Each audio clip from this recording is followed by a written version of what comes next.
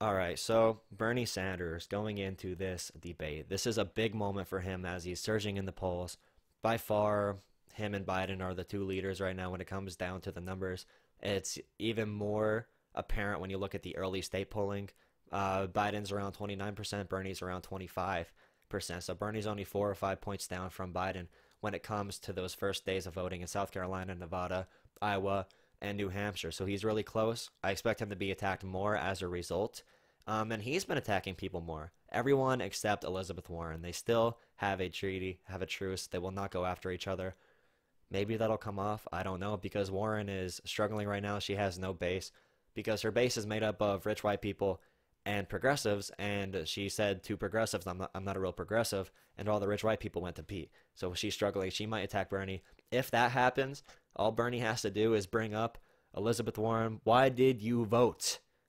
Why did you vote for Trump's increased military budget every single time? See what she says to that. Challenge her on foreign policy because she knows nothing about foreign policy.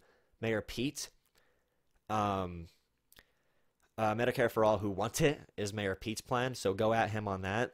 Bernie has been saying that the public option doesn't work because all the sick and poor people go on that.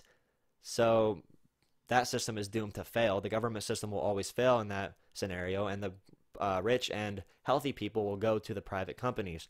So the government plan is doomed to fail. That's why if you have a government healthcare program like Obamacare, which has a federal mandate, or like a universal system like Australia or Canada or somewhere else that has it, like France, everyone has to buy in. It expands the risk pool and it ensures that everyone can get coverage on a budget friendly basis.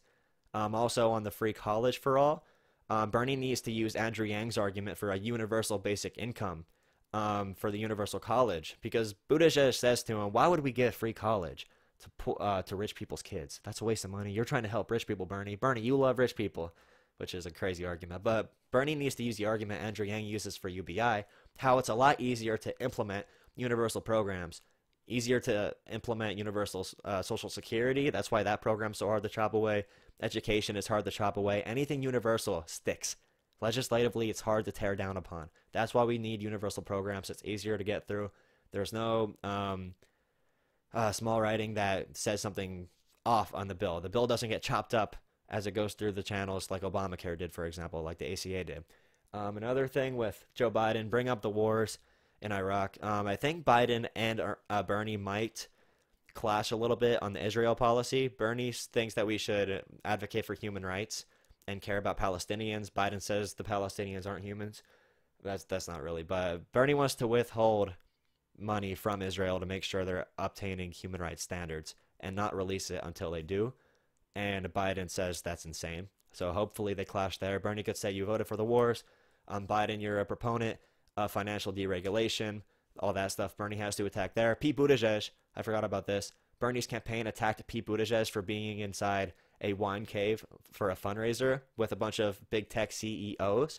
So they could attack Pete, Wall Street Pete. There was a refund Pete hashtag trending because people got mad at Pete for not being a true progressive because he kind of lied to them. They look at Pete like a Joe Biden that lies about being 70 years old, like because he's 37 but he acts 70 in his policies. So people finally caught up on that. He's not a real progressive. So attack him on that.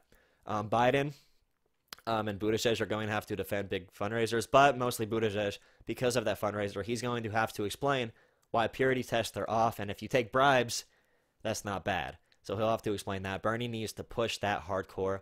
Overall, Bernie's performances in debates have been pretty great when he's had a chance to speak. He's gotten decent speaking time, a little bit less than he should have considering his polling, but he's not getting screwed nearly to the extent like candidates like Andrew Yang are, for example. But he does deserve more speaking time. I think he will use it effectively. Tonight's debate, my expectations for him, oh boy, I think he'll do well arguing for his positions. He's been, since the heart attack, going just at it. He doesn't even have that many reservations anymore. He's just kind of speaking. You know, he's not really thinking too much, and I think that's a good thing. It comes off as authentic. And the one thing I hope he does is take the gloves off. Just go at people. You have the record. Use it. He's been playing nice this whole time and watching everyone else burn around him with Biden collapsing and Warren and Buttigieg fighting each other. but it might be time for him to finally take a stride for the right direction.